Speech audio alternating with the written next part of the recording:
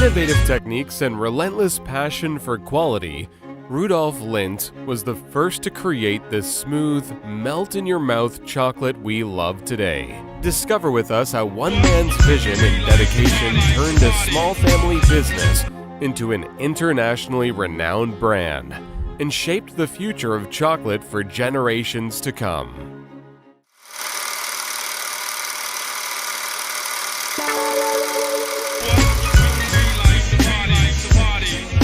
Born in Bern, Switzerland in 1855, Rudolf Lindt inherited his father's confectionery shop and thus began his journey into the world of chocolate.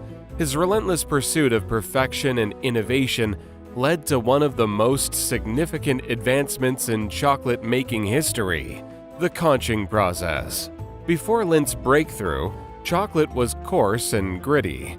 His invention of the conch, a machine that continuously mixes and aerates chocolate, resulted in the smooth, creamy texture we associate with fine chocolate today. This process not only improved the texture, but also enhanced the flavor. In one foul swoop, it set a new standard for chocolate quality. Growing up, young Rudolf was surrounded by the enticing aromas of cocoa, sugar, and vanilla. From a young age, he showed a keen interest in the family business. He spent countless hours in the family's confectionery shop, observing his father and the skilled workers crafting delicate confections. His curiosity often led him to ask questions about the ingredients and processes involved. His father recognized Rudolf's enthusiasm and began teaching him the basics of confectionery and chocolate making. Rudolf's education was a blend of formal schooling and hands-on experience in the shop. He attended local schools in Bern and excelled in subjects like chemistry and physics. This knowledge would later prove invaluable in his inventions. After school, he would rush to the shop, eager to experiment with new recipes and techniques. One particularly formative experience occurred when Rudolf was just 15 years old. His father took him on a trip to Paris, a city renowned for its exquisite pastries and chocolates. The visit left a profound impact on the young Lindt. He was fascinated by the sophisticated techniques and the variety of flavors he encountered in the French capital. This trip ignited a desire in Rudolf to bring similar quality and refinement to Swiss chocolate.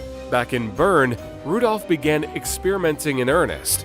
His father allowed him to use a small corner of the shop as his personal laboratory. Here, Rudolf spent countless hours testing different methods of roasting cocoa beans, blending ingredients, and refining textures.